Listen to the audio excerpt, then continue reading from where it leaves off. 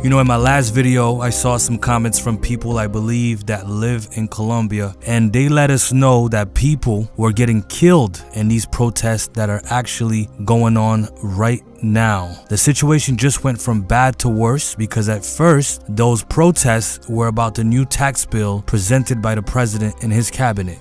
Today, May 4th, began the 7th day of protests within the framework of the national strike. Neither the withdrawal of the tax reform nor the resignation of the Minister of Finance have managed to stop the marches. So for some of you guys that are not aware, you know, millions are protesting in Colombia mainly because the president tried to introduce a new tax bill, a controversial tax bill. Basically, this is what's going on. The reforms would lower the threshold at which salaries are taxed, affecting anyone with a monthly income of $656 or more. The proposals caused outrage among many Colombians who say they are already struggling to feed their families during the pandemic. Many middle-class Colombians and members of indigenous groups joined the protest. Cali continues to be the most concentrated and problematic point these days. A human rights mission composed of the Defender's Office, the Prosecutor's Office, the Attorney General's Office, and delegates from the High Commissioner for Human Rights was attacked. A new day of protest begins within the framework of another day of the national strike. Despite the fact that the president withdrew the tax reform proposal, they continue to call for citizens to continue taking to the streets to march against health reform, police abuse, the murder of social leaders, among other issues. According to a report, 18 people have died within these protests, and you and I know, you watching this video, when they say 18 people died, it's always more, right? Now, there's sit-downs going on in Cali because of these incidents, and the most significant one was the one made by several protesters to pay tribute to Nicolas Guerrero, who died in the middle of the demonstrations, apparently after being shot by the police. Guerrero, a young 22-year-old artist, was a relative of the city's mayor, Jorge Ivan Ospina.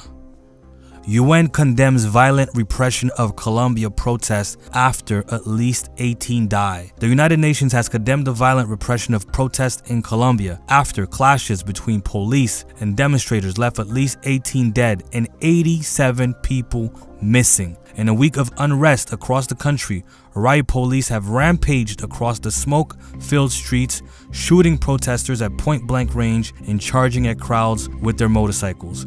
Colombia's Defense Minister Diego Molano faces growing calls to resign, but insisted on Tuesday that police officers' conduct fell within the law. Our duty is to protect those who protest and those who do not from those who disguise themselves and take advantage of these crowds to terrorize Colombians, he said. But witnesses said officers have seemed to exacerbate tensions. It's like the police are waiting for night to fall so they can roll up and start shooting indiscriminately, said one community leader in a poor Cali neighborhood that has been repeatedly raided by police. I believe that community leader. I don't put it past the police to do something like that. And anyway, the images that you're seeing speak for themselves, right?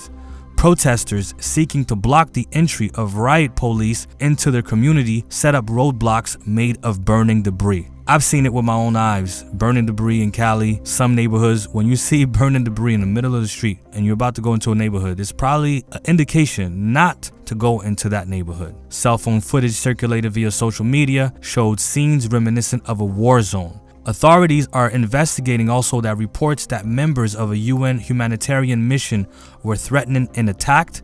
The city's airport, from which over 25 flights depart each day, has now been closed. Roadblocks on the edges of the city and on the road to the nearby Pacific Seaport and Buenaventura have also been reported on Tuesday morning. Jim McGovern, the Massachusetts Democratic representative, tweeted, "This violence is part of a disturbing pattern of excessive use of force, killings, and human rights violation." Colombia's economy has been ravaged by the COVID-19 pandemic, which has so far claimed over 75,000 lives, with daily death last week breaking the country's records. Duque, the president, axed his proposed tax reform on Sunday afternoon, 24 hours before accepting the resignation of Alberto Carrasquilla, his finance minister, but neither move has quelled discontent. Temperatures rising everywhere in the world. Temperatures rising not only in Colombia. The pandemic claimed a lot of jobs, so violence is surging. So I'll keep you abreast of what's happening as best as I can. But let me know what's going on in your neighborhood if you're in Colombia. Let me know what's going on in your neighborhood even if you're not in Colombia. Thank you for watching. Don't forget to subscribe, share it with your friends, share it on social media. See you on the next video.